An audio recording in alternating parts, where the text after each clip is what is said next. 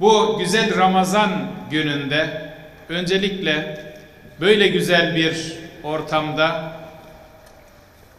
bizleri buluşturan Rabbimize hamd ediyorum ve burada bizlerle buluştuğunuz için hepinize teşekkür ediyorum. Sözlerime başlamadan önce ülkemiz adına ve 2 yıldır kurası çekilmiş olmasına rağmen, kurada çıkmış olmasına rağmen hacca gidememiş olan kardeşlerimize bir müjde vererek sözlerime başlamak istiyorum.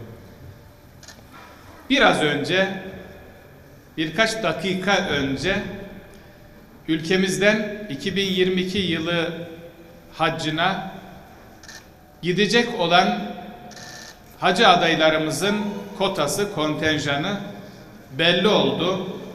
İnşallah 2022 yılı haccına ülkemizden 37.770 kardeşimiz gidecekler.